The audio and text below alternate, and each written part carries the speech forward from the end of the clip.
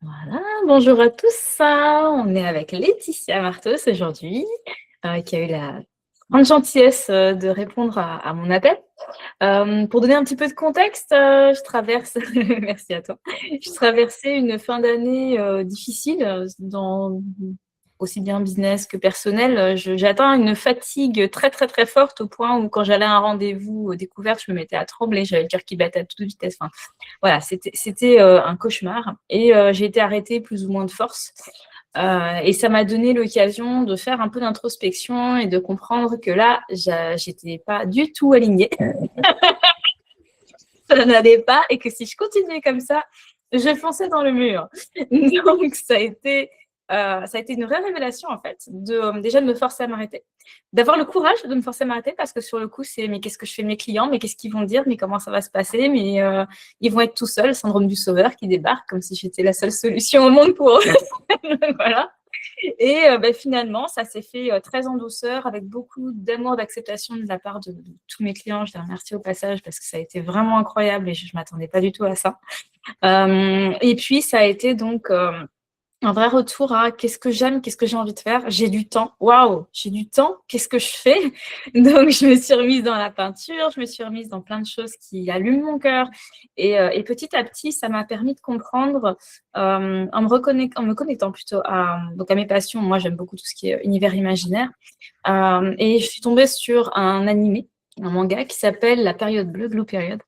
Et c'est exactement ça.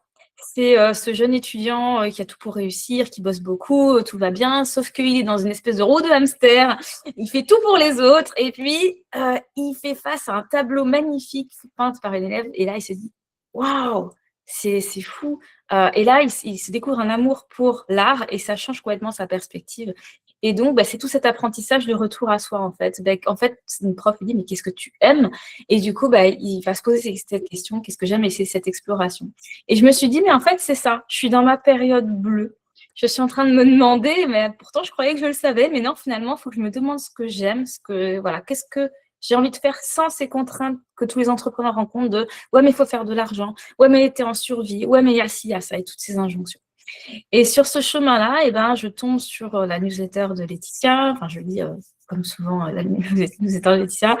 Et encore une fois, je me dis, waouh, mais Laetitia, elle a déjà ce truc, sa période bleue, elle l'a passée il y a longtemps, elle est tellement inspirante là-dedans.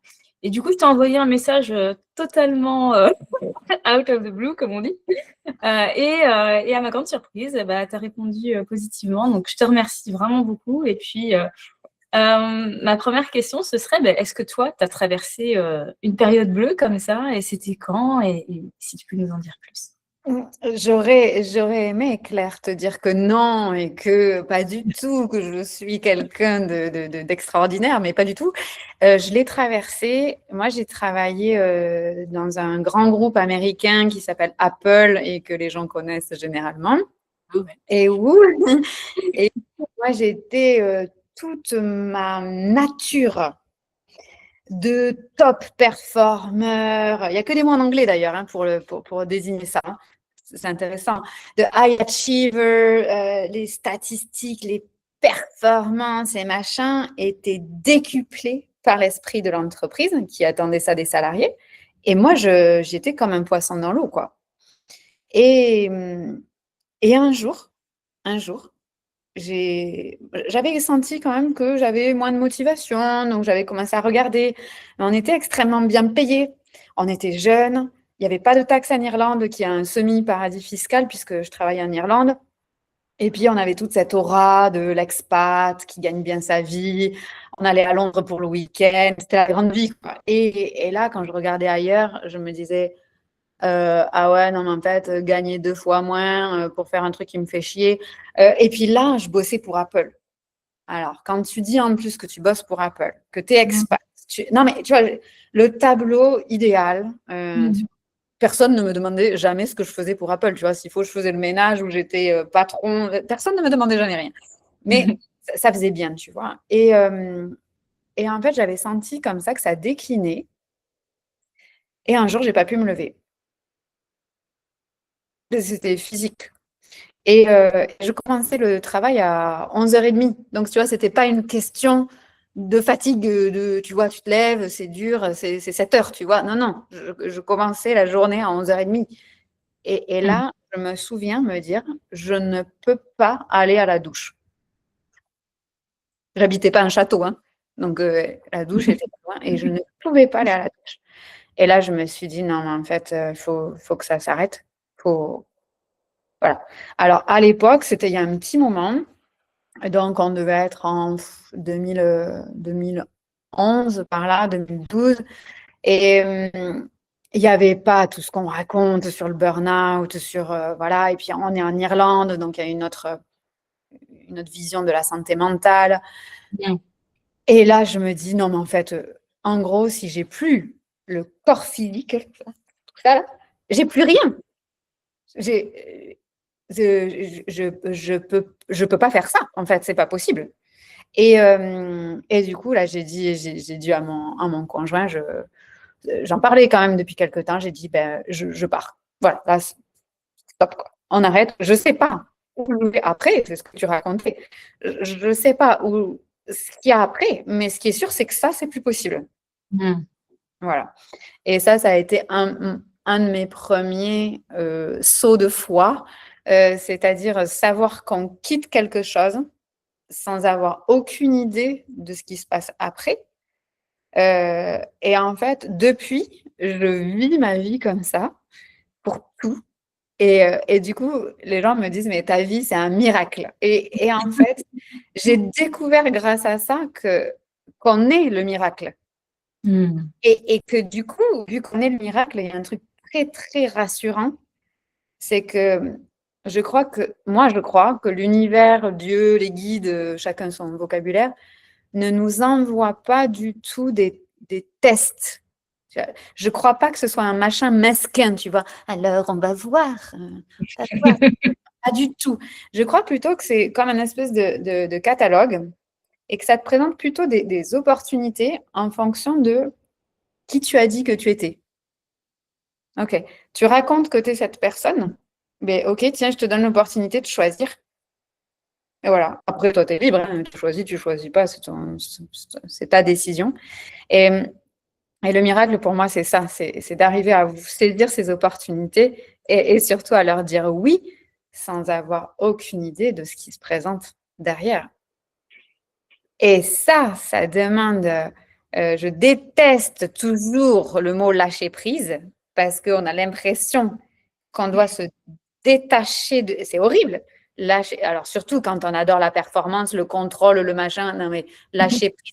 Et les gens, ils te disent, t'as qu'à lâcher prise. Et t'es comme, mais non, je sais tout ce que je veux pas. Je veux pas lâcher prise. Et c'est plutôt se dire, je vais sauter et le parachute va se construire pendant la chute. Mm. Et donc, je lâche pas du tout prise, hein, parce que j'attends, hein, mais je saute quand même. Et ça, c'est vraiment un moment que j'ai vécu. Et tu vois, même quand j'en parle, je sens où ça s'est passé. Le corps a ses propres mémoires. Et, Mm. et surtout, ce que je me suis dit, c'est plus possible d'avoir poussé jusque-là. En fait, c'est complètement débile. Tu vois, ça n'a aucune utilité, ni pour moi, ni pour les autres. Donc, ce n'est pas utile. Et, et je pense que c'est un des grands dangers des gens qui aiment la performance. Et ce qui nous fait nous sortir de ça, je pense qu'il y a une seule réponse, et tu l'as déjà donnée, c'est l'art. Mm. Et ça, enfin, j'aimerais dire qu'il y a un secret bien gardé pour sortir de ces situations, mais la seule réponse, c'est l'art. Et à chacun après de trouver qu'est-ce que ça veut dire l'art, parce que ça peut être effectivement l'art classique, la peinture, la musique, voilà, mais il y a d'autres types d'art. Et, et c'est de trouver son juste. Et ça veut dire que ben là, il faut se construire un atelier d'artiste. Et là, il faut essayer. Et là, c'est très euh, matière, quoi. Et ça, c'est bon, ça. Tellement. Je trouve ça super intéressant, tu vois, parce que du coup, je me suis intéressée à pas mal de profils comme ça. Et ça rejoint ce que tu dis, ça rejoint ce que j'ai vécu et ressenti. Il y a vraiment ces phases. Il y a une première phase descendante, on la sent, on le sait. Mais on est encore dans ce truc de se raccrocher à la sécurité. Ouais, ouais. ça. C'est le singe qui se couvre les oreilles, les yeux, la bouche. Donc, on reste là-dedans. On sait que c'est en train de se casser la figure, mais on se dit non, mais ça va remonter, je vais trouver quelque chose. Et puis, on est là à chercher des solutions et on s'épuise encore plus au passage. Et ensuite, c'est le corps. Et là, le réveil du corps, moi, je n'ai pas atteint le point où je n'ai pas réussi à me lever, mais c'était déjà pas mal. Tu vois, aller en rendez-vous en tremblant et faire bonne figure, c'était pas top non plus. Et puis ensuite, effectivement, il y a un moment, il n'y a plus d'autre choix que c'est de lâcher, quoi, parce que sinon, c'est une forme de mort, en fait, derrière. Exactement.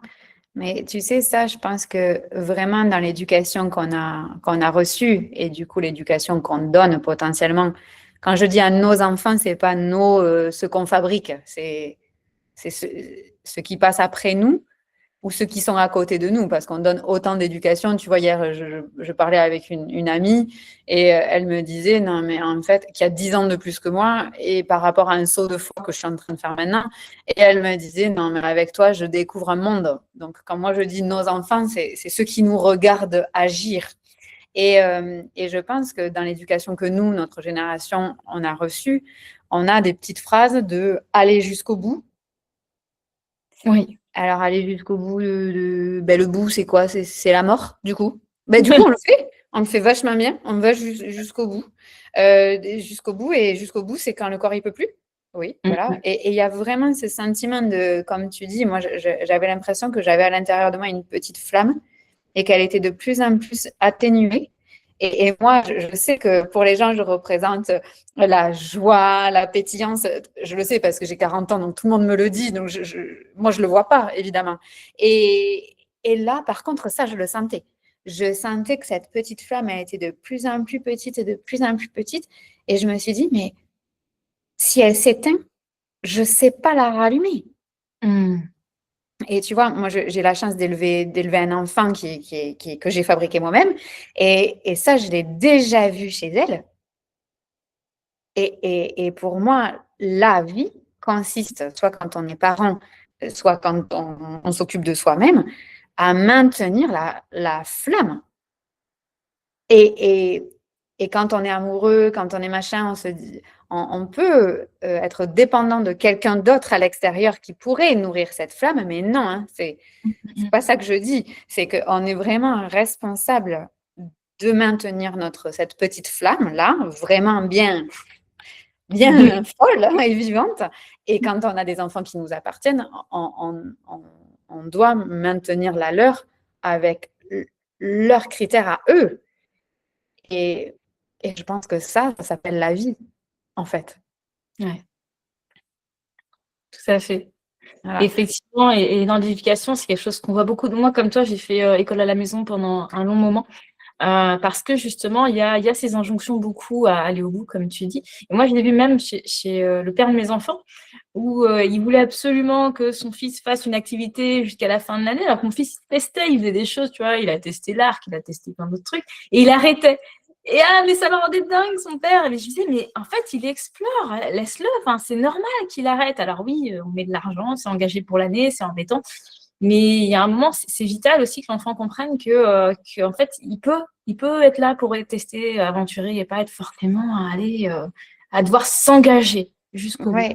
Et ça, c'est important. Et je pense qu'en tant que femme aujourd'hui, les problématiques sociétales dont on entend parler, c'est aussi ça.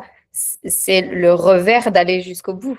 Et je pense que alors souvent je dis ça, je dis vu que j'élève une fille, mais en fait ça marche très bien quand on dit vu que j'élève un garçon, mais comme je te dis, moi j'ai pas d'expérience pour élever un garçon, donc je fais avec ce que j'ai. Et c'est très important de ne pas aller jusqu'au bout dans bien des situations. Oui. Justement parce que de dire, en fait, je croyais que ça me plaisait. Alors, quand on a 6 ans, c'est le judo, le foot et l'arc. Quand on en a 18, ça peut être d'autres problématiques aussi, de se dire, je pensais vouloir avoir cette relation avec cette personne. Je me retrouve là, aux portes du truc. Non, en fait, je n'ai pas du tout envie. Mais si depuis toujours, on doit finir l'activité, finir son assiette, aller au bout d'eux, et ben du coup, là, il faut bien aller au bout. Et je pense vraiment qu'on a ce rôle-là par rapport à nos enfants qui puissent explorer et surtout avoir la capacité, l'indépendance, l'autonomie d'alimenter sa propre flamme. Mmh. Et nous, eh ben, on ne peut pas se dire, je vais alimenter la flamme de mes enfants sans d'abord le faire. Et souvent, moi, je dis, je me souviens quand j'ai pris l'avion pour la première fois, y a le truc des masques, là, tu sais, la sécurité, et on te dit, tu mets ton masque en premier avant de mettre ça à tes enfants. Et j'avais trouvé ça, mais contre nature. Quand j'avais vu ça, je me suis dit, mais moi, si on ne me l'avait pas dit, jamais j'aurais fait ça. J'aurais mis d'abord à un enfant et après à moi. Et, et en fait, effectivement, ça fait sens que ben, si toi, tu es complètement parti, tu peux pas aider quelqu'un d'autre. Ça fait totalement sens. Mais cela dit, moi, ça m'avait vraiment percuté de me dire, naturellement, j'aurais pas fait comme ça. Et je pense que la maternité, puisqu'on est entre femmes aujourd'hui, c'est vraiment ce truc de donner tellement à l'autre que peut-être on donne à l'autre, notamment à l'enfant avant, alors que réellement, l'enfant, il a besoin de modèles, d'exemplarité par rapport à ça. Et l'exemplarité qu'on peut leur donner avant même de s'occuper d'eux, c'est déjà de s'occuper de nous. Mmh. Et moi, j'ai fait le choix de ne plus travailler, donc avec tout ce que ça comporte, et notamment pour être un modèle pour mon enfant, où quand je lui dis, bon, là, écoute, là, je vais dans la chambre, je fais une vidéo, mais je veux pas qu'elle entende, oh putain, ouais, là, il faut que je fasse un live, ça me fait chier. Putain. Ah bah oui, parce que sinon, elle va croire que c'est vraiment très normal de s'embêter la vie. Et surtout que moi, je gagne bien ma vie. Mais en fait, je pourrais faire la même chose sans avoir de résultat. C'est pas les actions que je fais qui font que j'ai du résultat. C'est pas lié, ces deux choses. Donc, imaginons qu'elle capte que non seulement le travail, c'est chiant, qu'on travaille beaucoup pour rien gagner, hein, il n'y a aucun intérêt. Et du coup, je pense que c'est vraiment très important qu'on sache alimenter notre petite flamme pour avoir cette discussion avec nos enfants et dire, bah, écoute, voilà comment moi je l'alimente. Et voilà comment moi je peux être disponible pour toi, mais sachant que c'est à toi de trouver comment toi tu vas l'alimenter. Mmh. Et, et ça, c'est vraiment, on parle toujours d'héritage, qu'est-ce que nos enfants vont hériter, la maison, le machin. Mais oui, ça fait partie de l'héritage. Mais pour moi, le vrai héritage, c'est cette exemplarité qu'on a à maintenir la vie, surtout qu'elle change beaucoup quand on est une femme. Mmh. Ouais. Et c'est se dire, ben ça me plaisait, ça me plaît plus. Et, et donc, ça s'appelle la vie, tu vois. Et le pommier, il fait des pommes en septembre, mais il ne les fait pas en janvier, tu vois. Et il se dit pas, putain, je devrais faire des pommes. Non, c'est le moment, il faut que je fasse des pommes. Eh ben, non, en fait, il y a un temps pour tout. Alors, nous, c'est des saisonnalités sur une année, et parfois, c'est des saisonnalités sur un mois, parfois, c'est des saisonnalités sur 10 ans. Et c'est ce côté, pour moi, qui est vachement beau. C'est se dire, ben, on n'est pas dans la nature, on est la nature. Et quand on est la nature, ben forcément, on est cyclique. Donc, ben, ce qui nous convenait à un moment ne nous convient plus. Et c'est parfait. C'est suivant, quoi. C'est ça. Ça a l'air simple, hein, comme ça. Mais en vrai, je crois, souvent j'ai cette discussion, je crois que ça l'est. Je crois que c'est simple, mais pas toujours facile. Mais c'est simple par rapport à nous et ça peut être difficile par rapport à d'autres personnes ou ce qu'on croit de la société. Ouais. Et c'est pas la société, hein. C'est ce qu'on croit de la société, ce qu'on croit que les gens vont regarder, voir. Moi je me souviens, tu vois, quand j'ai vu ma petite sa petite flamme s'éteignait. Ouais. C'est une petite fille pleine de vie. J'ai une chance incroyable d'être sa maman. Et tout d'un coup, sa petite flamme s'est éteinte. Mais je dis, mais c'est pas possible. En fait, ça, c'est pas possible. Donc, ce qui est maintenant là n'est pas viable. Je ne sais pas ce qui est viable, mais pas ça en tout cas, c'est sûr. Et le contexte à ce moment-là, c'était l'école. Et elle ne se plaignait pas de l'école. Il n'y a pas de lien, elle était trop jeune. Voilà. Donc, le contexte ne convient pas, on sort. OK, donc on est sorti de l'école, on a commencé l'instruction en famille. Immédiatement, voilà, la flamme est revenue. Et je me souviens que son papa m'a dit, mais ton travail, c'est pas ton travail, c'est ce que tu aimes le plus faire au monde. Je ne veux pas que tu t'arrêtes de faire ça parce que ça fait partie de ton équilibre. Mm. Et c'est vrai, il avait raison, hein. Mm. Et en fait, je me souviens de me dire, OK, c'est vrai, mais qu'est-ce que vont dire mes clients? Parce que moi, j'avais des clients, j'étais déjà entrepreneur, j'avais mon business, et puis on comptait sur mon argent. C'est pas comme si j'avais un mari richissime, hein. Écoute, j'avais fait un mariage d'amour, qu'est-ce que tu veux, c'est con. J'aurais dû prendre un mec riche, mais non, c'était pas le cas. Et du coup, moi, mon revenu était nécessaire pour la vie de tous les jours. Et je me souviens lui dire, de toute façon, on va faire un premier. En premier, on fait la flamme, et après, on verra. Et je me souviens, je la sors de l'école, et le soir, j'appelle mes clients, et je leur dis, voilà, j'avais que des hommes, 100%. 100% d'hommes. Et je leur dis, ben voilà, je viens de sortir ma fille de l'école. Je ne voyais pas d'autre solution pour l'instant. J'en vois toujours pas, mais peut-être que ça va se décanter. Du coup, elle avait 3 ans et demi, hein.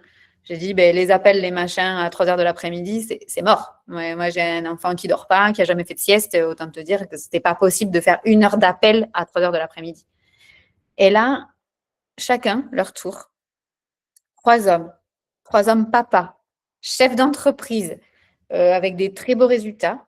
Et chacun leur tour me disent, c'est le truc le plus génial que tu vas faire. Les trois me disent, putain, mais donc ils avaient des enfants grands pour 2 d'entre eux. Et ils m'ont dit, mais Laetitia, on aurait rêvé à avoir le courage de faire ça pour nos enfants. Et ils m'ont dit, tu sais, les appels, qu'on les ait à 3 heures ou à 18 heures, en fait, ça ne change rien. Donc, on les mettra quand toi, ça t'ira. Et je me souviens raccrocher, avoir les larmes, tu vois, qui coulent sans pleurer et me dire, non, mais comment c'est possible? En fait, je suis bénie. Je m'étais à aucun moment, je n'avais pas mis leur acceptation dans la balance de mon choix. Hein, on est toujours dans le même processus. C'est je saute, donc j'ai déscolarisé et ensuite j'ai appelé. Et au téléphone, je leur ai dit, je comprends parfaitement si tu me dis que ça ne le fait pas et que tu vas vouloir travailler avec quelqu'un d'autre parce que toi, tu préfères avoir un environnement de travail un peu classique. Et non, en fait, non. Et pourtant, c'était des hommes. Donc, tu vois, il y avait tous les critères pour penser que ça n'aurait pas marché. Et le dernier client qui avait des enfants qui ont le même âge que ma fille, moi, je fais sans téléphone. J'ai jamais eu un business avec un téléphone parce que je déteste ce moyen de communication. Et donc, j'avais fait ce choix depuis toujours. Et je me souviens que ce client-là m'appelle. Et là, je me dis, non, mais s'il m'appelle, c'est que, en gros, il y a une urgence vitale. Il n'y a jamais personne qui m'appelle. Et là, je réponds. Il me dit, ben, je voulais que tu sois la première personne à savoir. On vient de déscolariser les enfants. Et tu vois, et c'est ça que j'appelle nos enfants. C'est-à-dire que, en fait, l'effet papillon se fait, bien entendu, sur les gens qu'on côtoie autour de nous tous les jours, mais en fait, il est tellement, tellement plus large. Oui. Et c'est ça l'héritage. Et en gros, c'est faire ces sauts de foi, de se dire, de toute façon, ce qui est là ne convient pas, donc sautons. Et moi, je n'ai pas été éduquée dans une famille avec une religion, avec de la spiritualité. J'ai aucune culture religieuse. Mais je suis l'exemple même, justement, pour dire qu'avec la vie comme j'ai, il y a un truc plus grand qui existe. Hein. On n'est pas tout seul. Et donc, c'est extrêmement rassurant. Ouais. Tellement. Et je rebondis sur ce que tu disais tout à l'heure, en lien avec ce saut de la foi. Tu vois, il y a ce paradoxe qui est toujours un petit peu piquant quand je dis à mes coachés. C'est quand je leur fais comprendre, finalement, c'est que le mode dans lequel ils sont jusque-là, c'est un mode qui est égocentrique. Et ça, c'est dur parce qu'ils ont l'impression d'être, au contraire, très tournés vers les autres. Et tout à coup, ils commencent à réaliser que non, en fait, c'est parce qu'ils ont peur de ce qu'on va penser d'eux, peur de X, Y, Z, et que du coup, ils ont un mode très égocentrique. Et que sortir de ce mode pour aller vers je m'autorise à faire ce que moi je veux, ce que moi j'ai envie, c'est pas égocentrique du tout. Au contraire, c'est un mode qui est hyper généreux parce que en revenant à soi, à notre essence, on se met à voir les autres et plus à utiliser les autres alors qu'on pensait avant qu'on était généreux, mais non, il y avait une forme d'utilisation dans le rapport à l'autre. Et là, d'un seul coup, on devient vraiment ouais, une communauté, un groupe, et c'est là que ça change toute la dynamique. Bien sûr, bien sûr. Et j'aime bien la façon dont tu le dis. Et c'est intéressant. Moi, c'est ce que... Moi, les gens qui viennent à moi, ils me disent, en fait, tu vis sans aucun compromis. C'est la même chose que ce que tu dis, tu vois. C'est-à-dire que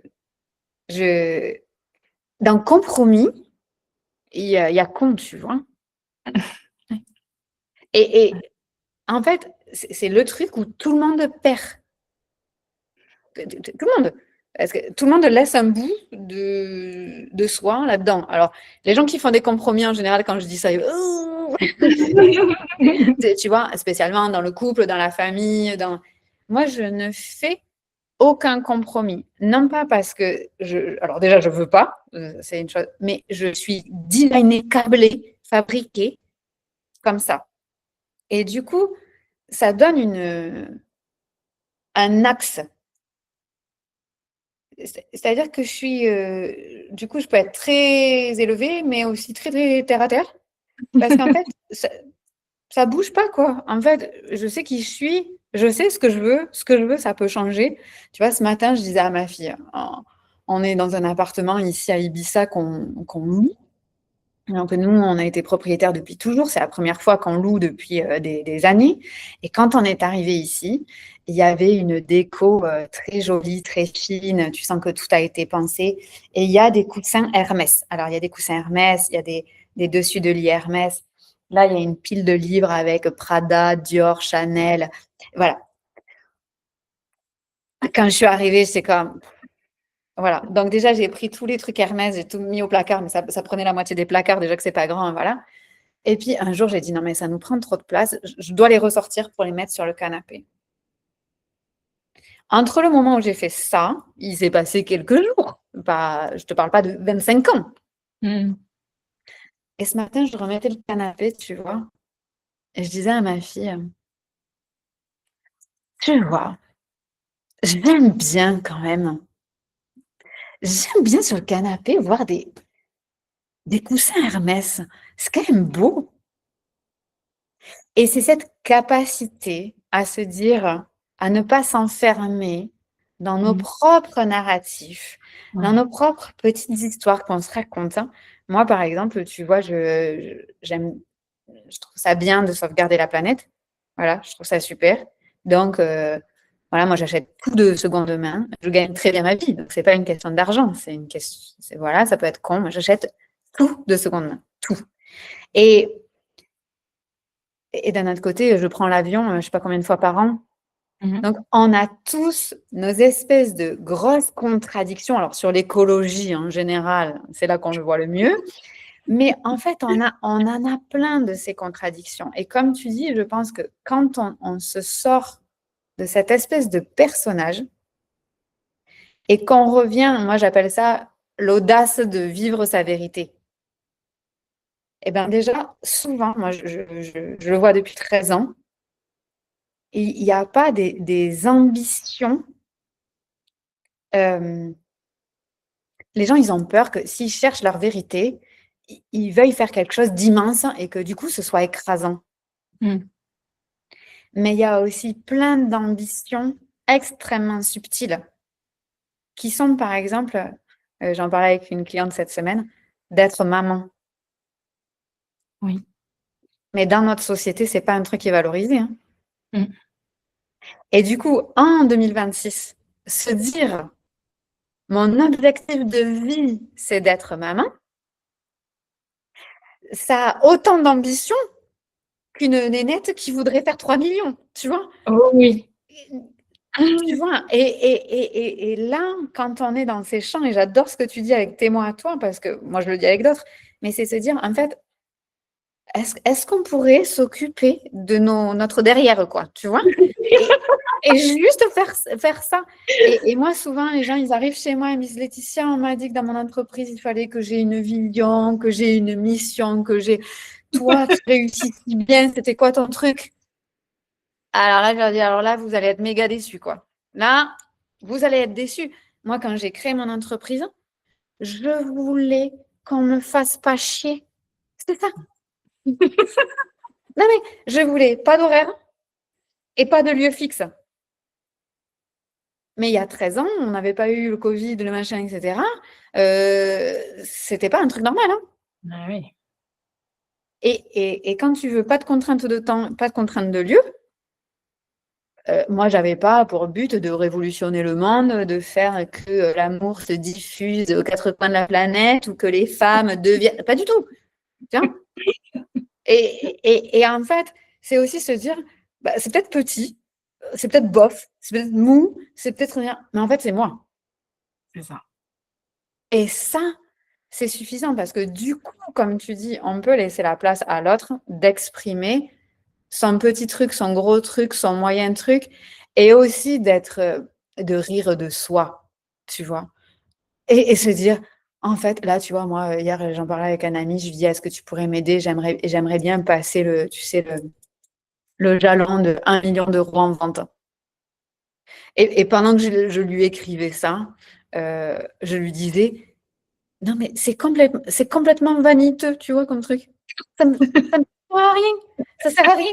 Tu vois, c'est inutile, mais juste, ça me ferait plaisir.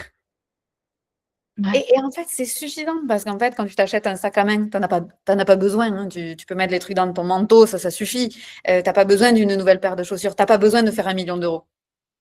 Et c'est se dire, en fait, je me connais suffisamment bien. Je sais que mon truc à moi, c'est pas de rendez-vous, pas d'agenda, liberté de temps, liberté de lieu, etc. Et je peux rire de moi sur les coussins Hermès, sur acheter de seconde main et avoir envie de passer 1 million d'euros en vente. Parce qu'en fait, l'axe, le vrai, il est là. Ouais. Il est stable, il est ancré. Et du coup, ça peut nous permettre, comme un arbre, de dire, attends, je vais un peu là, je vais un peu là, parce qu'on sait où revenir. Là, hop. Et je pense que le gros défaut qu'on a aujourd'hui avec les réseaux sociaux, c'est de parler de ce putain d'alignement. On n'en peut plus. On n'en peut plus.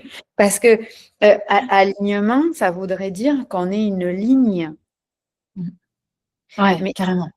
mais dans la nature, il n'y a rien en ligne. Tout est courbe.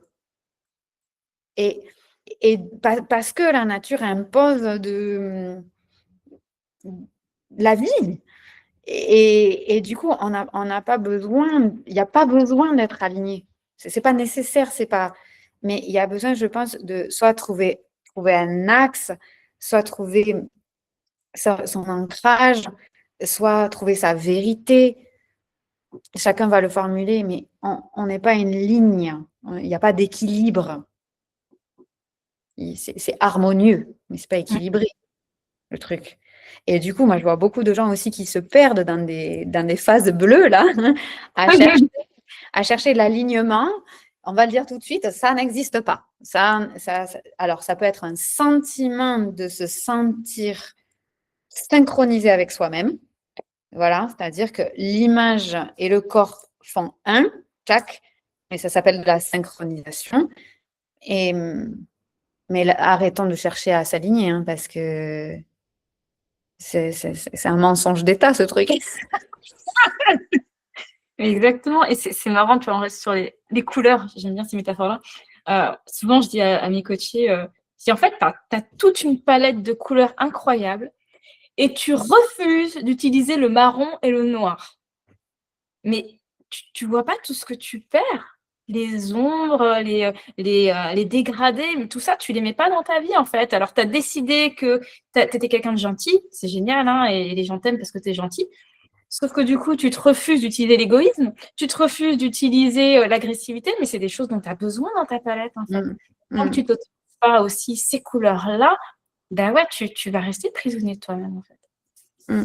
Et ça, c'est important, tu vois, de le dire, parce que les couleurs, elles teintent aussi, tu vois, ces espèces de narratifs. Et ça, je pense que, tu vois, moi, en ce moment, moi, j'ai beaucoup nourri depuis 30 ans.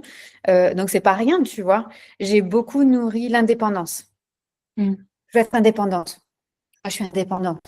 Donc, je suis une femme indépendante. Voilà. Et forte aussi, mais surtout indépendante. Et du coup, je dépends de personne. Voilà. Et je me souviens quand j'ai créé mon entreprise, mon conjoint m'a dit, écoute, de toute façon, il n'y a pas de sujet, on n'avait pas d'enfant. Moi, j'ai mon salaire. Si ça ne marche pas, je suis là. Ah oui, mais en fait, si je dépends de toi, on ne verra pas si l'entreprise est réellement, tu vois, non seulement elle rentable et si elle peut me payer. Donc, je vais faire comme s'il n'y avait pas ton salaire. Mm. Donc, j'ai joué comme tu jouerais au Monopoly, tu vois. J'ai joué au jeu. Il n'avait pas de salaire, mais il en avait un, tu vois. Évidemment, là, je te le dis, mais je m'en apercevais pas quand je le faisais. Donc, je jouais à ce jeu-là. Et donc, parce que ça nourrissait le narratif de la femme indépendante. Ouais. Tu vois? Et ça pendant des années, alors avec le papa de ma fille, on en rigole parce que des fois, tu vois, quand j'arrive pas à ouvrir un pot de confiture, je lui demande et puis il ouvre, il me dit, je sais que tu es une femme indépendante, hein, mais je vais t'aider, tu vois? Et du coup, alors, moi je suis toute petite, donc il y a plein de choses en hauteur, j'arrive pas à les prendre et du coup, souvent il me dit, tu veux que je t'aide même si tu es une femme indépendante? Et tu vois, et il y a ce narratif aussi qu'on nourrit dans ce qu'on raconte de nous aux autres. Ouais. Alors là, moi, sur les réseaux sociaux, tu vois, il y a des gens qui décuplent leur audience en racontant toujours la même chose.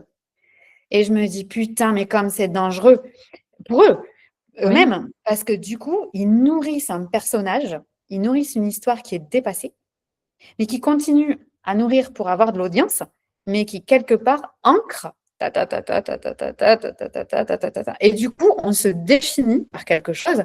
Et moi, aujourd'hui, quand je te parle d'aujourd'hui, là, c'est vraiment en ce moment, je suis en train de me dire, est-ce que c'est toujours ce que je veux? Mhm. Est-ce que je l'ai voulu au départ, en fait, déjà? Et comme tu disais, où est-ce que c'était l'envers, l'autre côté, tu vois, de la pièce, d'une peur?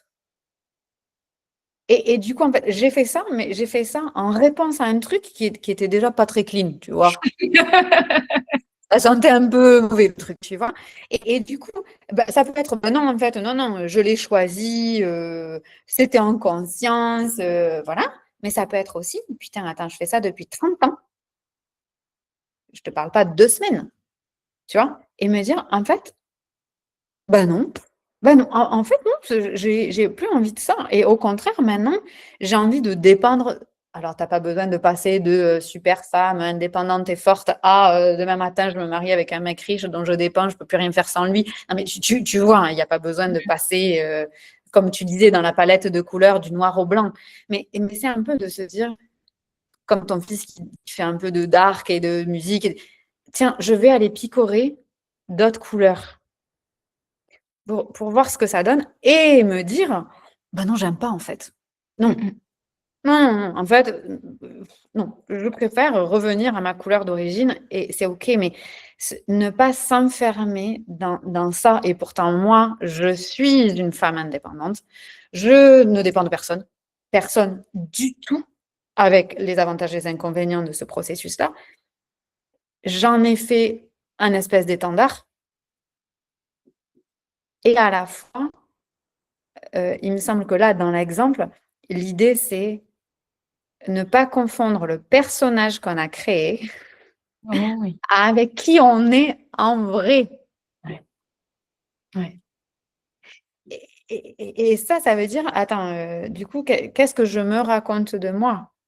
C'est ça. Et on s'en fout, en fait. Et moi, je suis en train de le déconstruire, ça, mais tu n'as pas besoin de 10 ans. Et ce qui demande d'être fait, c'est que du coup, dans toutes les décisions, moi, je vote pas politiquement du tout, parce que je pense que je vote bien mieux que ça. Je crois que je vote pour ce qui est vrai tous les jours, avec Mm. ma vision de ma vérité. Et du coup, tous les jours, je vote. Tous les jours. Dans chaque action, je me dis, est-ce que ça nourrit qui je suis profondément? Ou est-ce que ça nourrit la société, la matrice, l'égrégore, ce que je crois que je suis, ce que les autres voudraient bien que je sois? Et du coup, je vote, mais tous les jours. Et en fait, du coup, ça se déconstruit assez facilement, ce truc. C'est en votant tous les jours et en se disant, ben, est-ce que ça va dans la direction où je suis censée aller? Ben, non. Donc, voilà. Et parfois, c'est sur des petites choses. Manger différemment, s'éclairer différemment, consommer différemment, voilà. Et puis des fois, c'est sur des grandes choses parce que ça remet en question notre travail, alors qu'on l'a créé nous-mêmes avec nos petits bras musclés. Ça remet en question une carrière, une famille, un couple, des relations amicales, vivre dans un certain pays. Et à la fois, c'est la vie, quoi. C'est ça. Parce que sinon, ce serait l'enfer, on se ferait chier comme des rats, quoi. Disons-le. Et ça passe par ce processus aussi d'apprendre à aimer justement l'inverse de cette narrative, de ce qu'on se raconte sur soi, d'apprendre à aimer ce qu'on pouvait juger comme pas très reluisant ou pas très clean. Et tu vois, ce que tu disais tout à l'heure, voilà, tu peux être sur les réseaux et puis tu vas avoir envie de montrer quelque chose de toi, donc tu vas toujours embrasser cette même narrative aux yeux des autres. Mais effectivement, c'est dangereux parce que le jour où tu montres une autre part de toi, le jour où tu montres que tu es un être humain aussi, finalement, comme tout le monde, eh ben, ça peut vraiment te revenir dans la figure. En fait, tu peux vraiment te retrouver avec un retournement contre toi et ça peut être douloureux.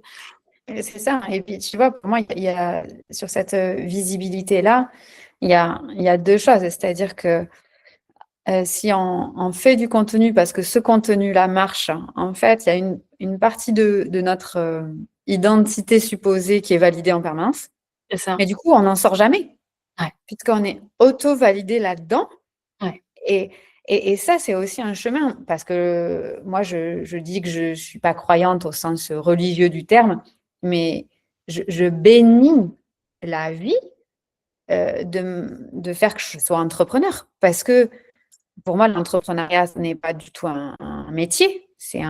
Déjà, c'est un style de vie, comme de nombreuses professions, mais c'est un vrai style de vie, c'est une façon d'être au monde, mais c'est un putain de pèlerinage spirituel.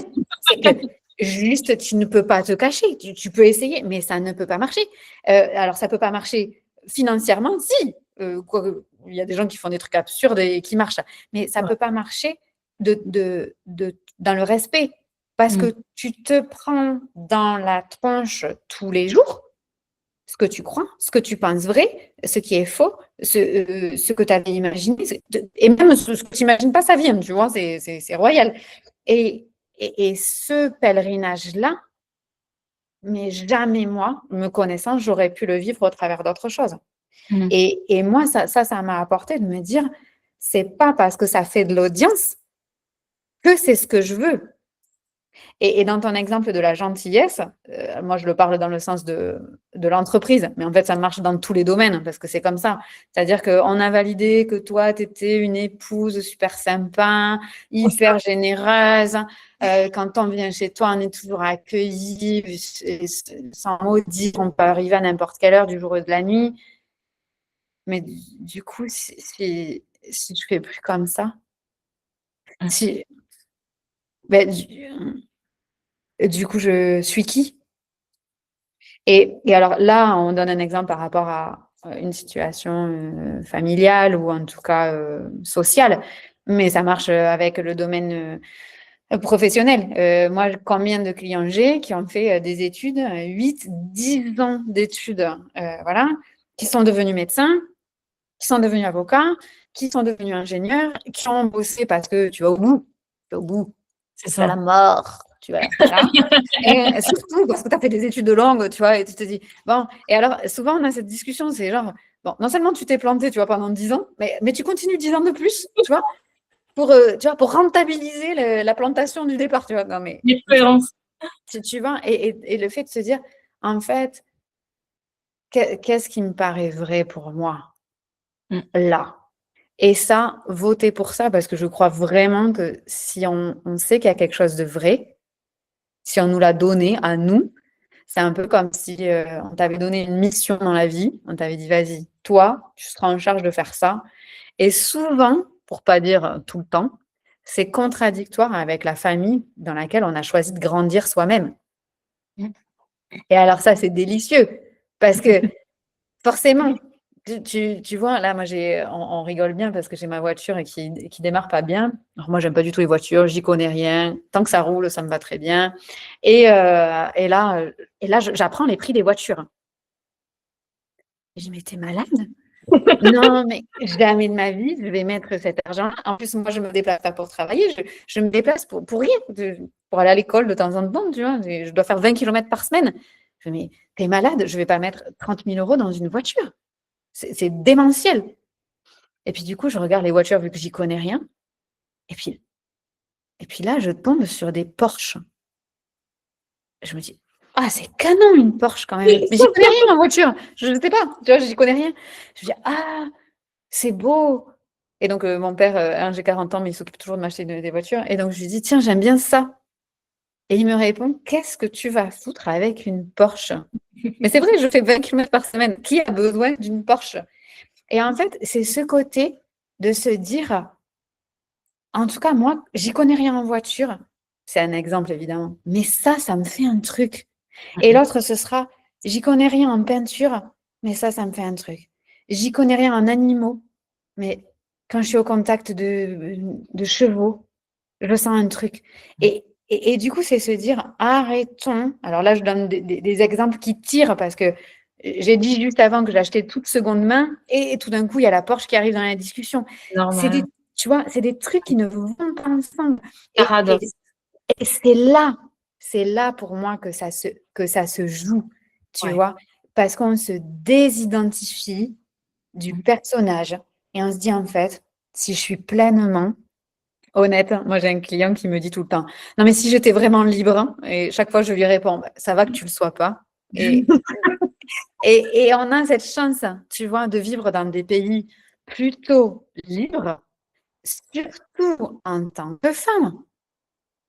Donc, putain, la responsabilité qu'on a. Tu vois, nous, on a été vivre en Inde. Quand les femmes te racontent leur vie, non mais tu t'es obligé de pleurer sur la place de la femme dans le monde. Donc, nous, on est là en France, en Europe, à se dire gna, gna, gna, gna. Non, mais non, en fait, on n'a pas le temps. On n'a pas le temps. Parce qu'il y en a qui n'ont pas le choix. Et moi, quand j'entends tous ces gens, en plus sur les réseaux, là, c'est à la mode, non, mais moi, je veux tout, je veux pas choisir. Mais si, putain, c'est là, c'est le choix, le vrai choix de vérité, pas d'image de soi, pas de validation extérieure, pas de validation de ce que tu t'es dit que tu étais, mais que tu n'es pas du tout, c'est juste que ça t'arrangeait bien, parce que voilà. C'est là que ta liberté s'active. Et ça, tu le vois parce que quand tu fais ces décisions-là, cette flamme-là, ça fait. Et ça a une gueule de Porsche, ça a une gueule de n'importe quoi. Nous, tu vois, on est arrivé à Ibiza, on vivait dans un appartement luxueux. On en est parti parce que je ne comprenais pas l'intérêt de cet endroit. Et on a divisé notre lieu de vie par deux. C'est tout petit. On a une chambre et demie.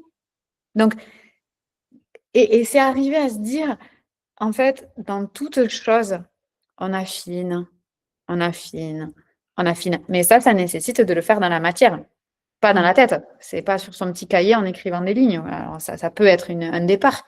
Mais après, il faut aller voir dehors ce que ça donne. Et nos choix, les votes qu'on fait pour nous, c'est que comme ça qu'on exprime notre liberté. Ouais. Se Et, connaître, savoir ce qu'on aime. Ah, merci. Pardon. et ouais, et pour moi, je dis tout le temps avec cette expression parce que j'en ai pas trouvé une meilleure, mais pour moi, la différence entre la haute couture et la couture, c'est le millimètre. Parce que quand tu vas dans une chaîne de vêtements, tu vas chez Promode, tu vas t'acheter un truc comme ça, voilà, ok, c'est très joli, c'est parfait, voilà, 36, 38, 40, 54, tu prends ta taille, ça va, des fois ça va pas, mais tu l'achètes, voilà. Par contre, tu vas faire la même chose. Et tu te le fais faire sur mesure. Et il ne va pas y avoir 1 centimètre de décalage, hein. C'est le millimètre. Parce que ça va faire ton épaule, machin, ta bretelle de soutien-gorge qui va pas se voir. Tout est au millimètre partout. Et du coup, c'est de la dentelle, c'est très fin. Et ces ajustements, ils se font au millimètre. Et c'est là que ça te tombe juste. Et c'est pour ça que moi, je ne comprends pas l'alignement. Moi, je cherche à ce que ce soit juste, pas aligné, juste. Et dans un vêtement, quand on passe un vêtement qui nous va parfaitement, quand les femmes qui ont la chance de se marier, d'avoir une robe sur mesure, forcément, c'est juste. Boum, c'est juste. Et je pense que c'est vers ça qu'on est censé aller. Je pense que le seul but de la vie est là. Et du coup, si chacun passait l'entièreté de sa vie à honorer ce qui est juste pour lui ou pour elle, maintenant, pas demain, pas hier, non mais ça change tout. Ouais. Parce qu'en fait, on serait au quotidien en train d'avoir des discussions sur quel est ton juste, quel est mon juste, quel est le juste de l'autre. Et la vie est simple du coup. Ouais. Faire de nous de la haute couture, des couturiers haut de gamme. Ouais, ouais, parce que du coup, oui, il y a un truc qui peut aller à l'un et quand on arrive comme ça à remettre en question ce qu'on croyait immuable, mais par définition, c'est difficile puisqu'on le voit comme immuable. C'est aussi se dire comment je fais pour honorer tout le monde. Tu vois, moi, en instruction en famille, je me souviens qu'une année, j'avais vraiment envie de travailler le matin. Jusque-là, j'avais travaillé le soir. Donc, on avait la journée d'instruction, d'éducation, enfin, la vie, quoi. Voilà, la vie. Et quand le papa de ma fille rentrait, il prenait le relais et moi, je travaillais. Donc, je travaillais de 18h30 jusqu'à minuit. Après, moi, j'adore créer, donc je crée mes trucs. J'adore être seule, voilà. Et puis une année, j'ai eu très envie de travailler le matin. Voilà. Et les enfants qui savent très bien ce qui est juste pour eux. Donc, c'est pour ça qu'il ne faut pas leur enlever, parce que c'est des super coachs. Regardons vivre nos enfants, tout est là, quoi. Et je me souviens, je dis ça à ma fille, et puis qui me dit, ah ben c'est dommage, hein, maman, parce que moi aussi, je suis plus efficace de travailler le matin. Sauf que le matin, elle avait besoin de moi pour travailler. Donc, c'était le truc de, ben, c'est comme pour toi, tu vois, parce que, voilà. Et là, j'étais comme, elle a raison, c'est vrai. Et d'un autre côté, je veux surtout pas rentrer dans le personnage de la mère qui se sacrifie, qui donne tout à ses enfants, parce qu'après, je sais qu'un jour, je vais le lui reprocher, tu vois, consciemment ou inconsciemment, de dire, ah oui, ben alors, si j'ai pas passé mes 1 million d'euros, c'est parce que j'ai pas travaillé le matin. Non, mais en vrai, tu vois, on va toujours s'arranger pour... Tu vois, je le sais. On le sait à un moment, on ne sait pas quand, c'est juste... tu vois. Et du coup, je me suis dit, OK, donc comment on pourrait faire pour que ce soit juste pour elle et pour moi? Alors, dans ce cas-là, je ne pouvais pas en parler avec elle parce que c'est moi le parent, donc c'était déjà à moi de lui faire des propositions. Et puis, je finis par lui dire, tu vas trop rigoler, je finis par lui dire, c'est important pour toi que je sois avec toi le matin au petit déjeuner? Moi, c'était un moment d'amour avec mon petit bébé qui se réveille à n'importe quelle heure parce qu'on est en instruction en famille, respect des rythmes biologiques de l'enfant, la totale, tu vois. Et là, elle me regarde et elle me dit, ah ben non, tant que moi j'ai mon petit déjeuner qui est prêt, je m'en fiche que tu sois là. Dommage. Et du coup, j'ai dit, en fait, c'est parfait. Donc, je me levais tôt le matin. Je lui préparais son petit-déj. Elle savait ce qu'il fallait faire pour ranger sa chambre, pour se préparer toute seule. Et on avait dit, rendez-vous à 10h30, toutes les deux, et là, on se met à travailler. Et moi, je faisais ce qui était nécessaire que je fasse. Je savais jusqu'à 10h30, on avait un rendez-vous toutes les deux, qui, elle, l'a beaucoup aidé à l'autonomie, qui, elle, l'a beaucoup aidé à prendre son petit déjeuner, à débarrasser la table alors qu'elle était petite, à se préparer toute seule, à ranger sa chambre. Et en fait, du coup, quand on ne fait pas de compromis, tout le monde grandit beaucoup mieux. Et tout le monde s'autonomise beaucoup plus vite. Et souvent, elle me disait, oui, du coup, j'ai vite brossé mes dents. Et tu vois, on n'était pas aux 3 minutes. J'ai vite brossé mes dents, comme ça, après, j'ai pu jouer. C'est ça que je veux. c'est qu'elle aille voir elle, son juste à elle. Et si son juste, c'était ça, eh ben, c'est ça. Et tu vois, vraiment, c'est pour ça que je crois, et puis il y a beaucoup de phrases comme ça qui se disent, dans la vie, on ne fait pas toujours ce qu'on veut. Mm. Non, mais il faut bien. On Non, mais tu doit. sais, dans la vie, voilà. Euh, oui, mais bon. Ah, quand t'es maman. What? Quand t'es Faut faire maman, quoi? des limites. Et- Tu vois? Et du Ouais. coup, ça veut dire changer aussi toutes ces phrases Ouais. qui participent à un espèce d'égrégore.